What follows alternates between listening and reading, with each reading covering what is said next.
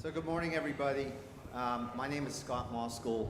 I co-chair our cannabis advisory practice with Frank Siegel, as well as co-chair our restructuring practice at Burns & Levinson.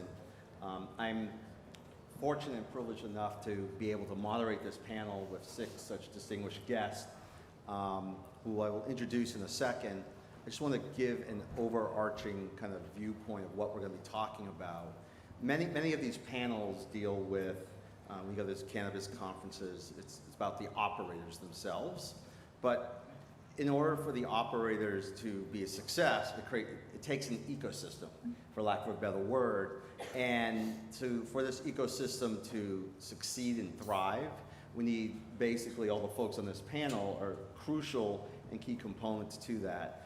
Everyone here being, we might term them as an ancillary, or their companies as ancillary companies. I don't think anyone here actually touches the plant for work purposes anyways, what you do in your private business. We'll leave it at that. But anyways, let me make a quick introduction of our panelists, and then we can kind of jump in. First of all, we have Carmen Lam from KushCo Holdings. Carmen is Senior Vice President of Business Development. There's much longer bios in your program book, and I don't want to take any time from the panelists.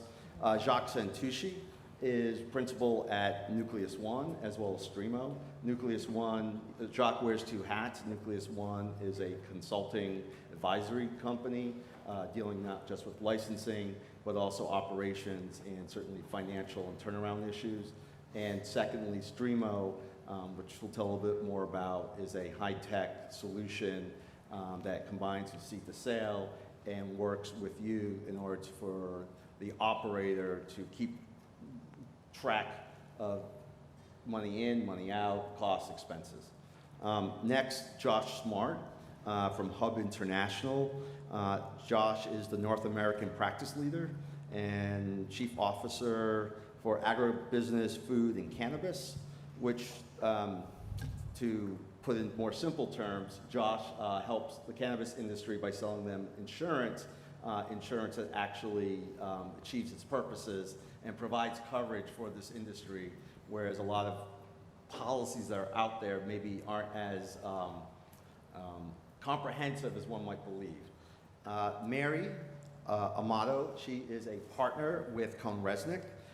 She focuses obviously on cannabis, but also construction and commercial real estate, and has been doing a lot of work with, in the last few years, with MSOs, single state operators, regional players.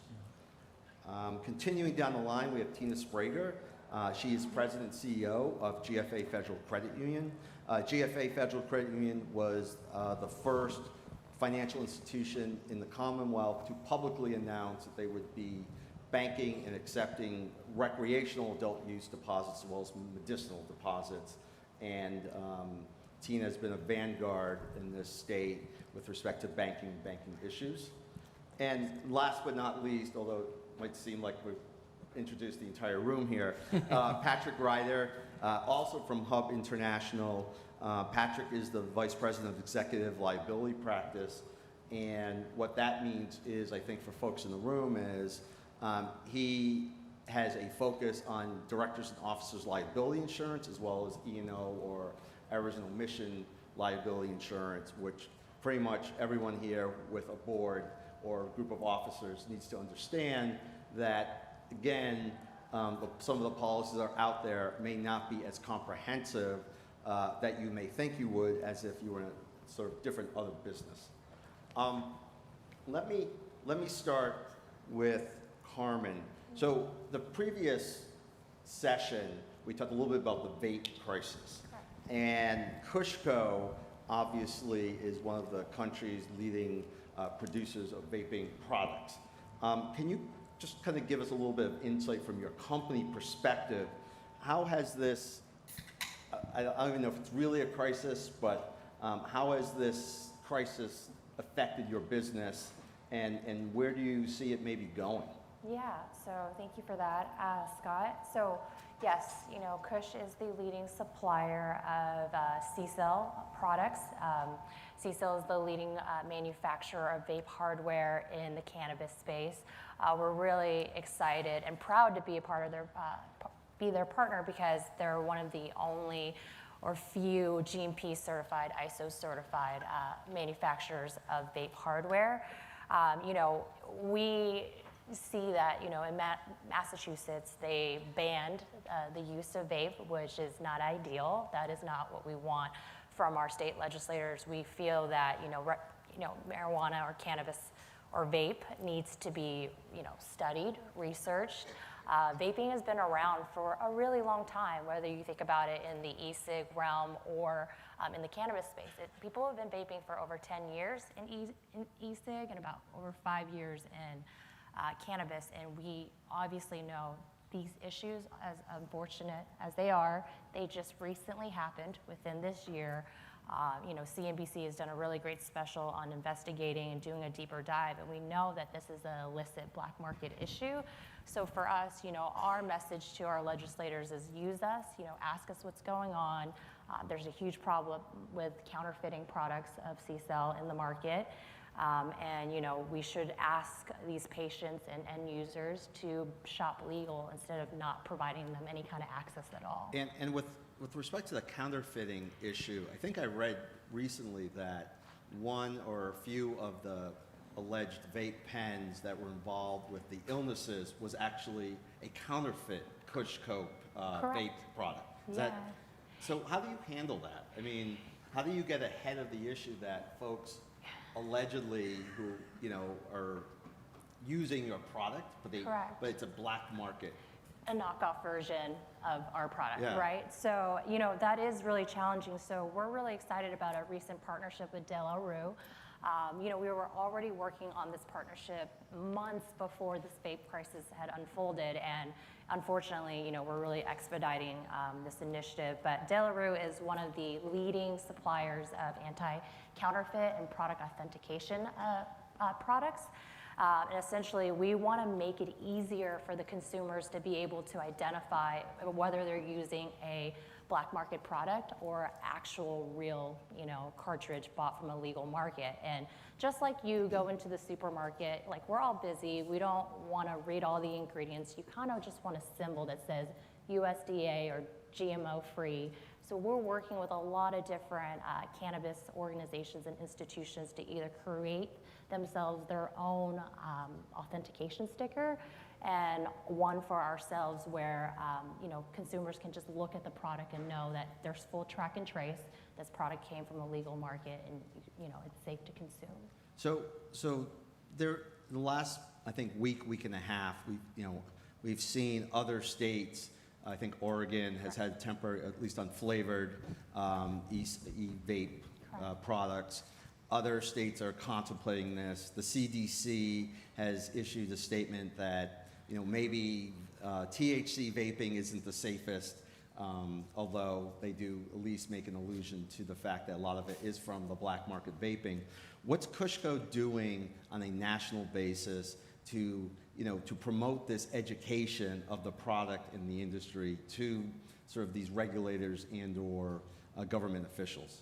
Yeah, so... And how can we help? How can this group help? For us, we have been speaking with all of the legislators, including Lori Ajax and Governor Newsom in California, because we know California kind of sets the trend for a lot of these other states to follow. And our message to them is, we need to be educating the public to buy through legal channels. With the operators themselves, we're asking them to graduate up into, using only GMP certified, ISO certified hardware and products, so that, there's that medical grade protection for the end users.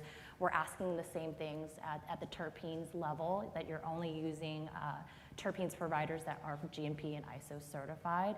And for us, we're also, we're really excited to launch our new stainless steel tanks that actually, most extractors that make these cartridges are using these carbon steel tanks to, use a solvent, whether it's butane or, propane, to create the distillate.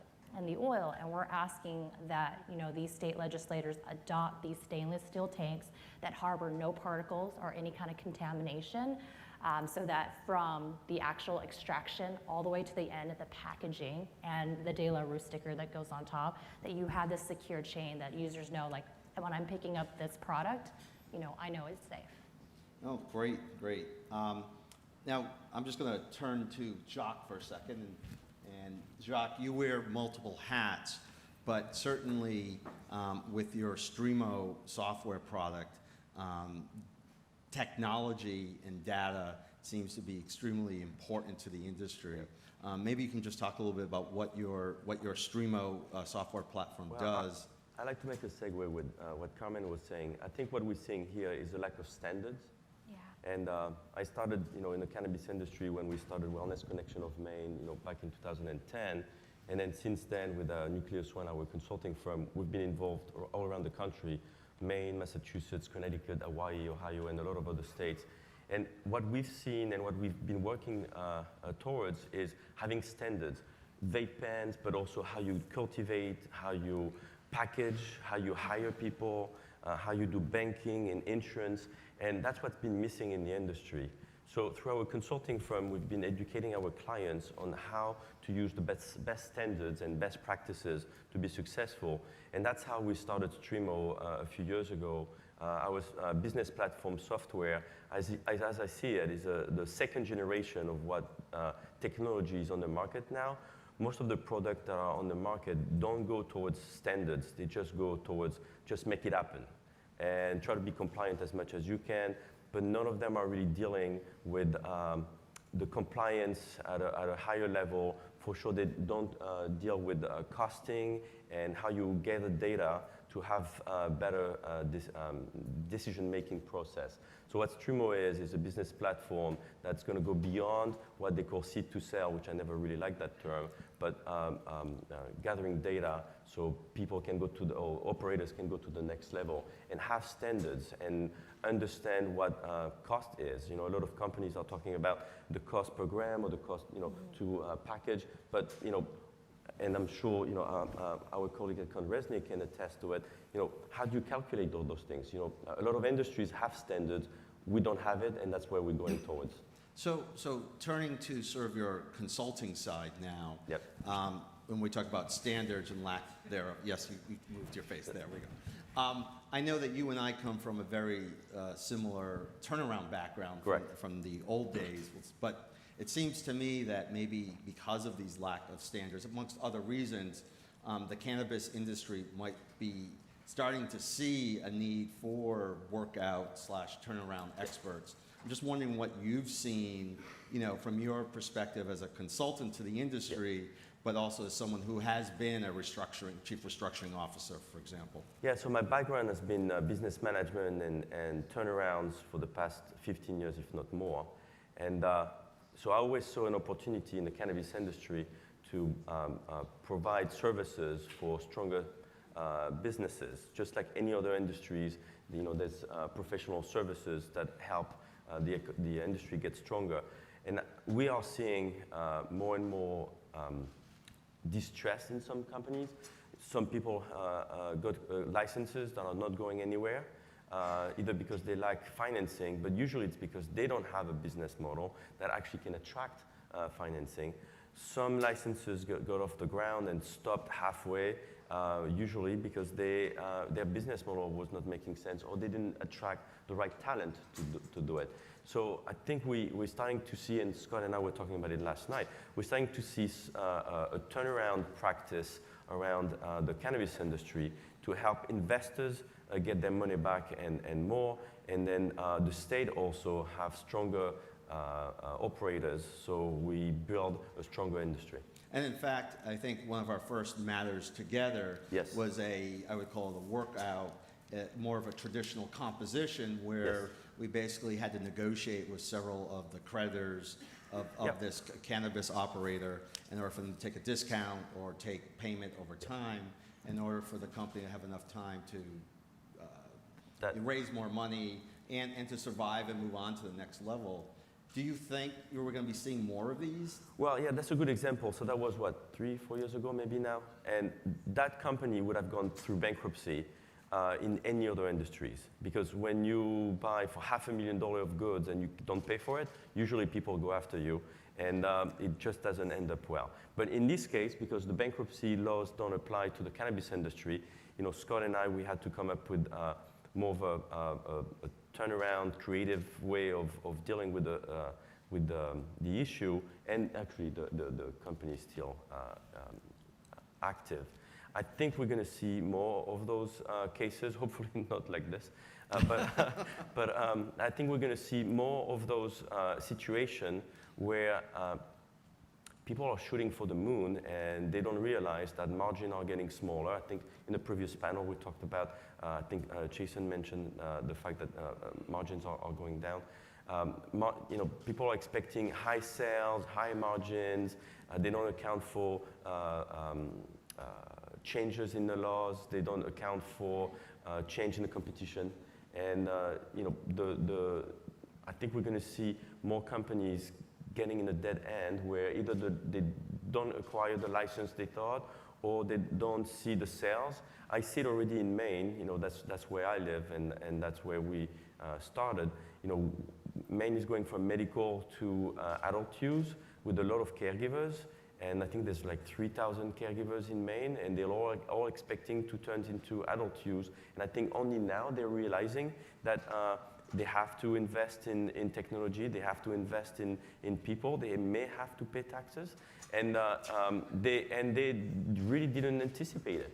And some investors invested in their licenses, and you know, I think we're going to see investors, lenders, employees pushing those companies in corners that they weren't expecting. Great. And, well, not great for the companies, but thank you for that analysis. And Josh, continuing on this theme of standards, I know, you through Hub sell a variety of different insurance products, but it seems to me that if the insurance industry as a whole, with respect to the cannabis industry, there's a wide array of products that have maybe coverage or maybe not for the cannabis industry. I've seen a bunch of policies where you think you have coverage, and then there's this giant exclusion for anything that relates to an intentional act that's criminal, which is, sure, as we know, it's federally illegal to grow, cultivate, sell cannabis. So how has Hub dealt with that? What products do you guys actually have available for many of our folks here on the liability side? Yeah, and whatnot? No, absolutely. My first rule of compliance is I never sit on a panel with anyone with a great accent and then immediately follow them, because that's always a bad thing for me. Well, but you have your partner there. You should have just switched seats. It's true. Yeah, it's true. I'll let Patrick talk specifically about the directors and officers and how we're accomplishing that. But from what we do on the property and liability standpoint, there is a lot of misconception in the marketplace, and there's a lot of insurance carriers who put out marginal products at a very high premium.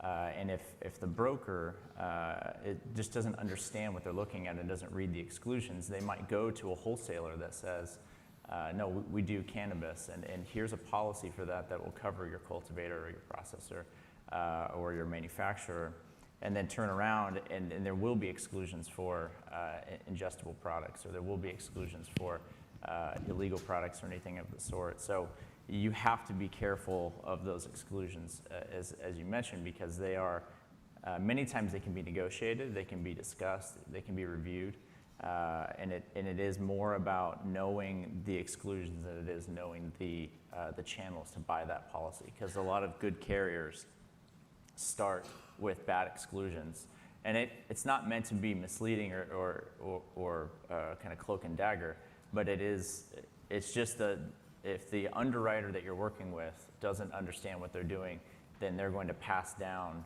bad policies. So it is possible to get an expensive carrier that's going to charge an arm and a leg, and you have to pay that cannabis tax for products liability, for property, that are going to exclude the things you're actually doing. And we find that that is our wedge more often than not when we meet with prospects is, what are you doing on the contractual side with your clients and with your subcontractors, and how are you engaging there, but also what are in those policies and forms that are specifically, most business owners and most of you in the room have a general passive knowledge of insurance.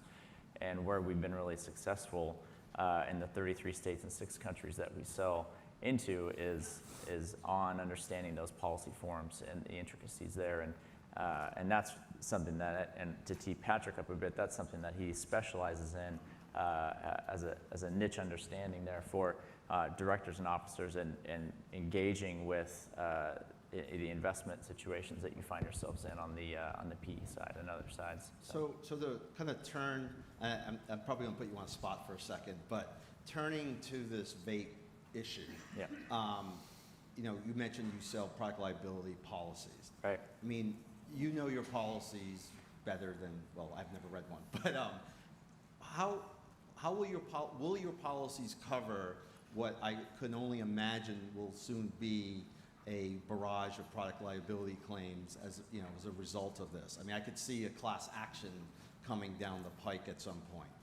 Yeah, it's not that I want one, but no, of course, it's 100% expected, and we saw this coming. Not necessarily the vape product crisis, I guess if you want to put it that way, but we saw that there were going to be products that were going to hit the market that were going to come under scrutiny, probably undue scrutiny, and that we're going to create some problems for our clients and for the people on the insurance buying side. And so your product's liability coverage will pick that up for the bodily injury and property damage if you're actually liable for the thing that you put in the market.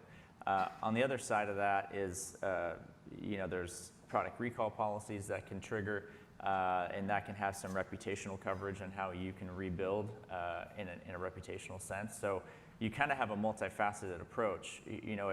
If we were working with Kush on this, and you don't have anything in the market that you're recalling, but if it came to that and you had to come out and recall part of your product, even on a voluntary basis, you might want to have a trigger on that policy that would allow for Kush to recall product that is not actually wrong or it has a defect, but you might need to pull that back just out of reputational observance, which can be really important. So you don't necessarily have to have bodily injury or property damage like we're seeing in the case of Washington State, but you can have other policies that can help trigger and help protect, even in the reputational sense, that can provide some help.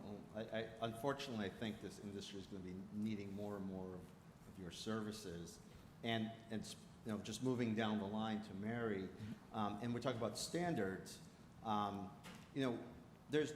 So as everyone knows, and maybe you can explain a little bit more, the cannabis industry has been saddled with this 280E tax issue.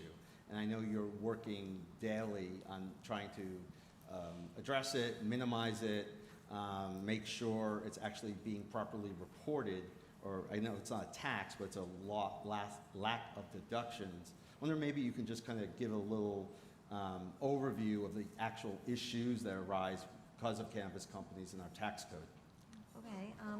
I think 280E has been in place for many years, and we do find that all of our clients need guidance on this. And if you look at the case law that exists to date, as this is new and developing, a lot of those cases fell down on just poor housekeeping. And so for us, although the business could be considered federally illegal, you still need to report your income taxes, right? They might disallow your deductions, but you're still required to file those taxes. And so for us, we feel that we can bring value in the space because it's a service that's definitely required, and we want to bring to the operators the most efficient tax structure. And a lot of that revolves around the proper segregation of accounts and tracking separate lines of businesses and understanding the costs that are eligible to be capitalized into that product cost and thereby come through as a deduction through cost of goods sold.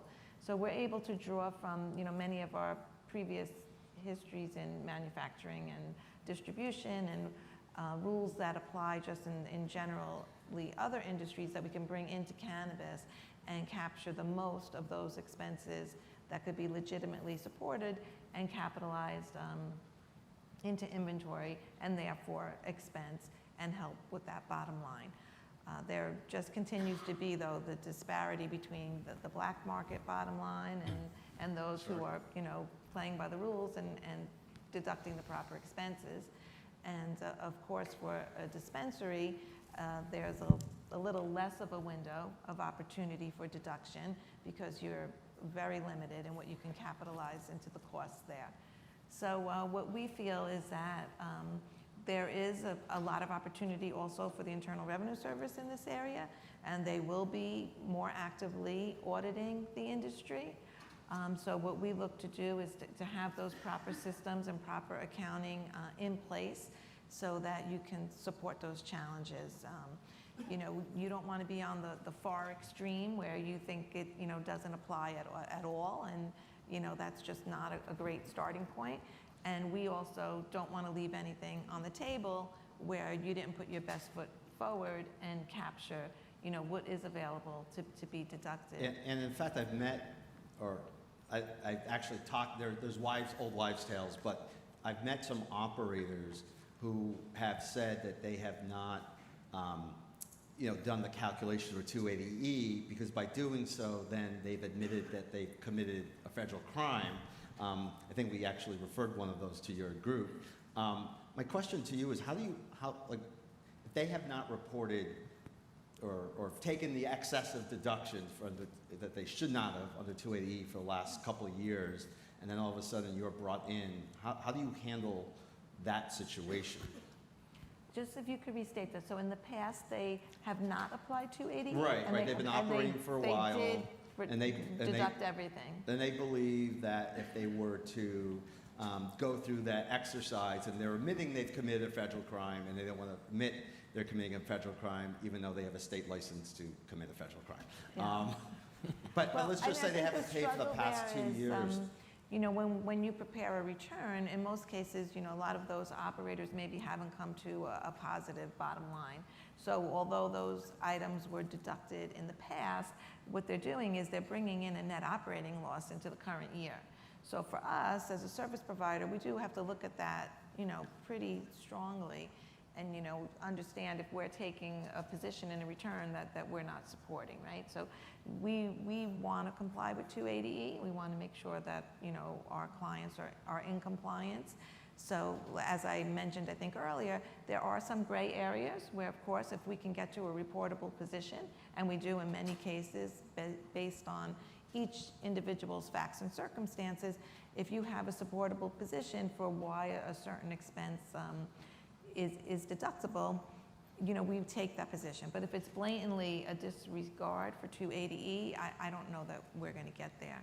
And I think one place where we see a lot is where we have MSOs or investment platforms who are acquiring other industries. And through our due diligence, we can determine, those targets, have they been in compliance, and what type of risk are they bringing to the overall organization.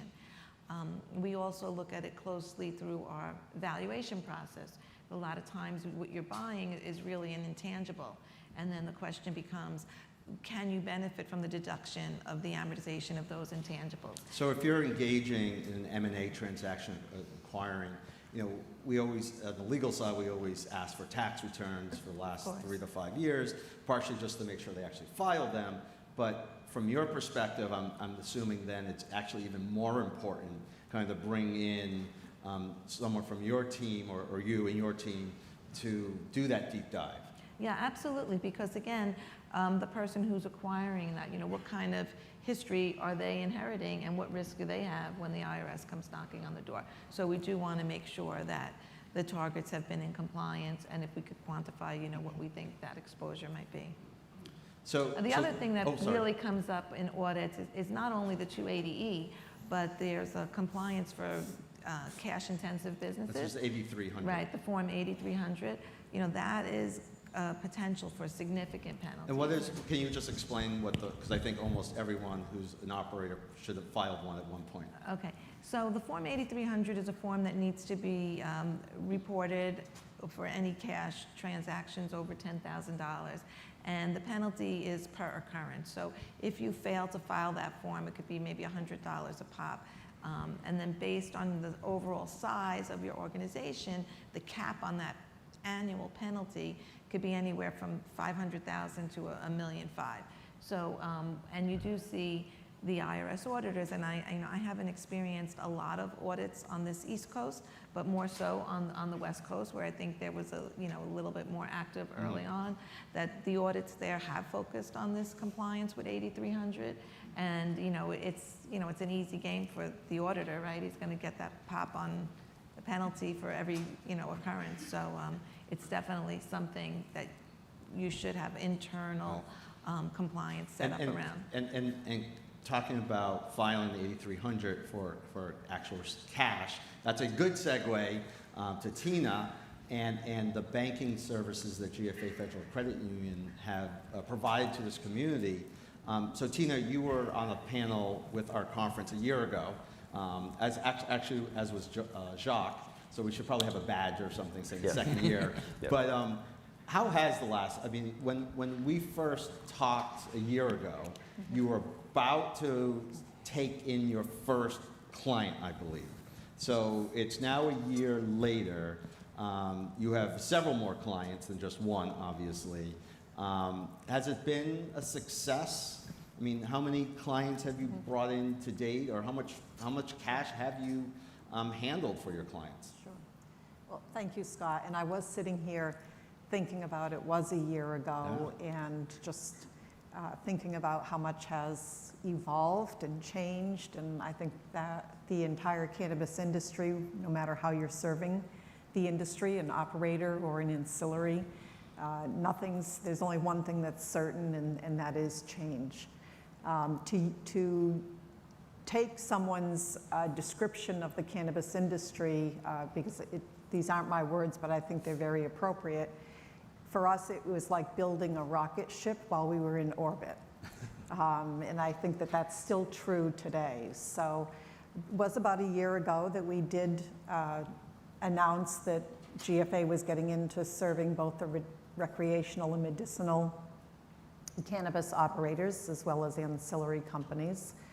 We have partnered with Safe Harbor Services, so we had a lot of best practices in place, so we certainly don't feel that we came out of the game green, although we still do learn every single day.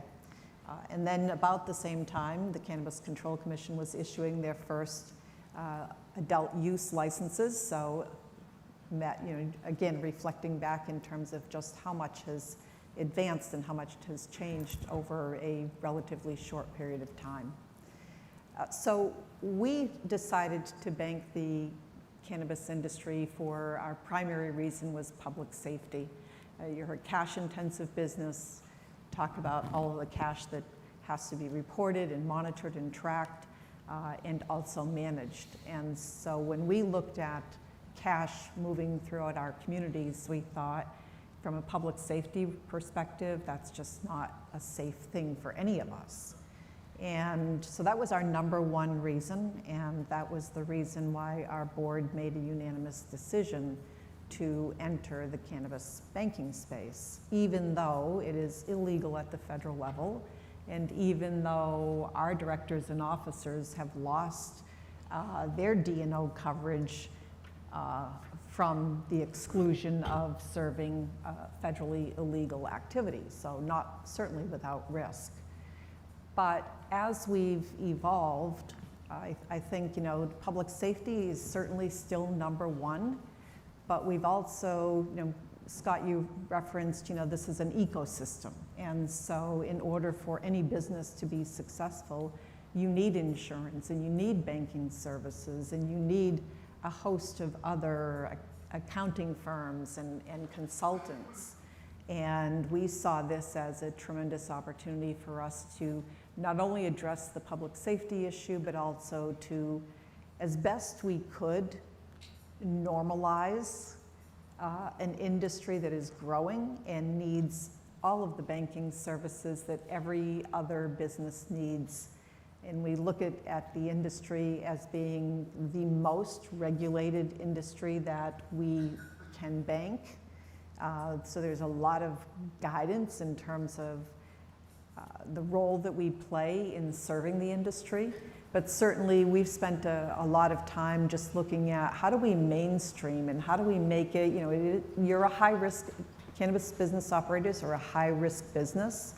And I think that, even with the passage of the Safe Banking Act, if and when that occurs, we're still going to consider or be required to consider cannabis operators as a high risk business, very similarly to a money service business. So how do we take a compliant, regulatory focused division of our financial institution and at the same time try to mainstream the services so that cannabis operators can avail themselves of every service that any other business or industry would expect from their financial institution.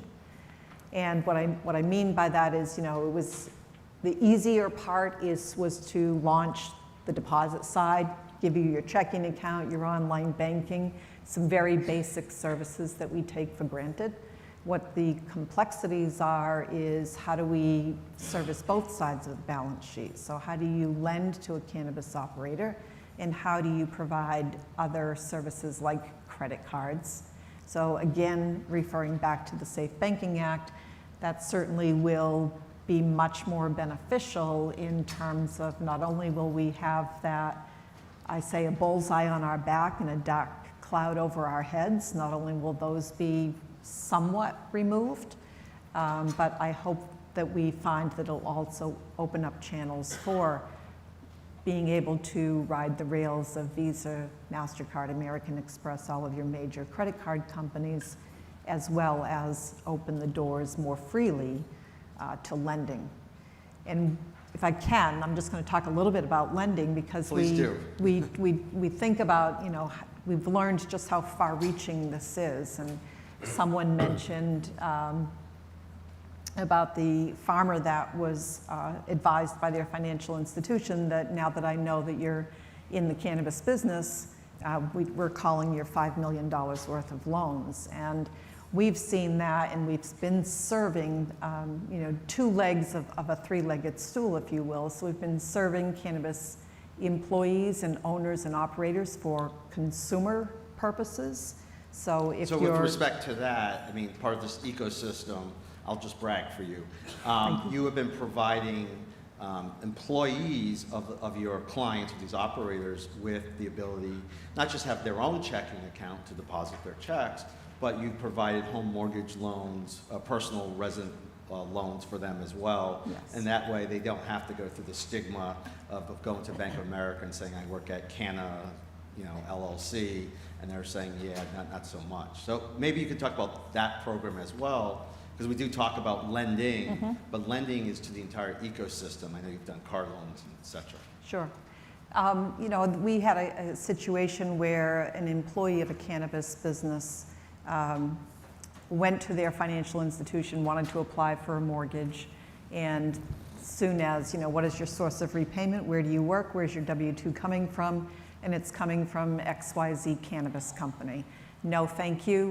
We're not lending. Your source of repayment on your personal mortgage would be coming from illegal funds, and therefore we're not interested.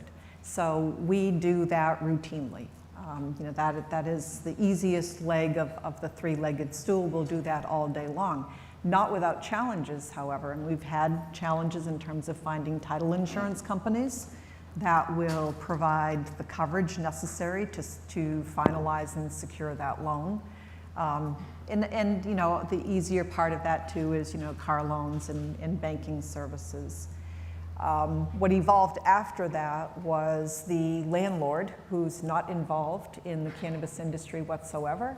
However, they are deciding that they're going to lease all or part of their space to a cannabis operator.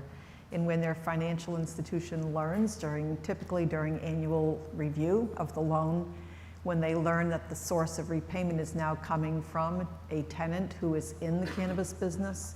We are seeing a host of commercial real estate loan opportunities simply because the operator is now leasing to a cannabis company and their financial institution no longer wants that relationship. So those are the two easy legs to the three-legged stool. The third is obviously, how does a financial institution lend and meet regulatory and compliance guidelines directly to a cannabis operator? And that's something that through Burns and Levinson, we've been talking nonstop, trying to find a way to launch a pilot program and be able to, because I believe that that really rounds out, if you want a financial institution for your business, you want an institution that's going to be able to provide service to both sides of the balance sheet for your needs. And so that's something that we're working on. And maybe next year you'll be talking about this. We'll be talking stage. about that. Yes. So that's a segue. Well, not really, but I'll make it a segue to Patrick. And something that Tina said at the beginning about her board having have issues with their D&O insurance because of the policy that they have. And actually, I was on the phone with their carrier trying to argue why it didn't make sense. And so, continuing the 3C construct, right? Connect and collaborate. We were talking before this. So Patrick, your hub does have a product in which maybe there is better D&O insurance for a company like GFA or any of the folks on here. And maybe you might want to just talk about what you all are doing on the executive risk side. Yeah, so in the management liability space, really in 2014, we kind of came to a head when London pulled out of the market. And London, by its history, has always been a preeminent player in management liability, specifically D&O. That void was filled by some very suspect players with interesting exclusions, whether it's a federal exclusion, a US-based exclusion for those companies listed in Canada, regulatory exclusions, which bar coverage from companies like or groups like the FDA or the SEC or even the CRA. And what we had to do was go outside the US, Travelers, Hartford, Zurich. Those guys aren't willing to step into this space. And so we found markets in Bermuda, we found markets in Liechtenstein, we found markets in Italy and Spain that were willing to put up capacity. You've never heard of them. I had never heard of them. It was I'm a Million Mile member now after all of my travels to get this stuff done. But we've been in this space for about 5 years and creating products, and specifically around cannabis, federal exclusions, regulatory exclusions, making it real, making it good coverage for the companies that are here. This year, we'll pass over $25 million in claims paid. Claims paid? Claims paid. But insurers never pay claims. They never pay claims, never pay claims. But that's in securities class actions, and the people in this room know which ones I'm talking about. We understand which towers are getting burned. And then on the employment practices side, in California specifically, if you have employees, you're going to get sued. And so we've got the EPL policies that come into play, and we've literally negotiated settlements of multi-million-dollar settlements on the employment practices side. And are you starting to see an uptick in D&O claims as For sure. more and more, I guess, sophisticated investors get into the game? I think, well, one, yes. And I'm actually surprised, given the outset of the turmoil in the markets, that we haven't seen more.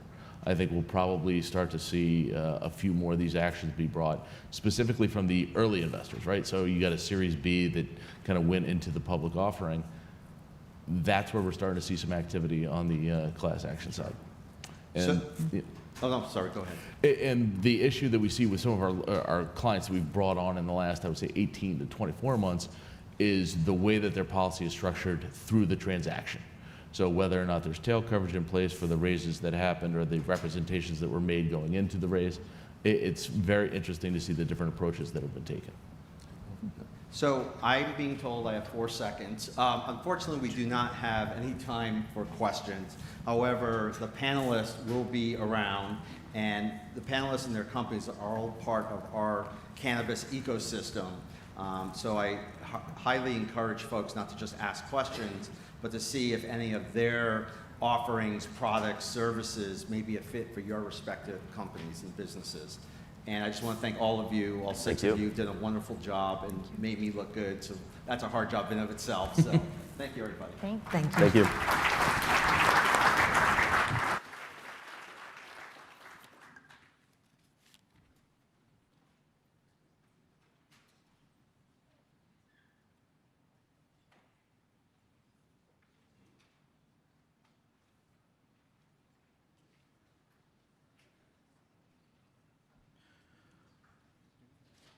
We're going to be going into the next panel in approximately 3 minutes. Please just check your phones, do whatever you need to do.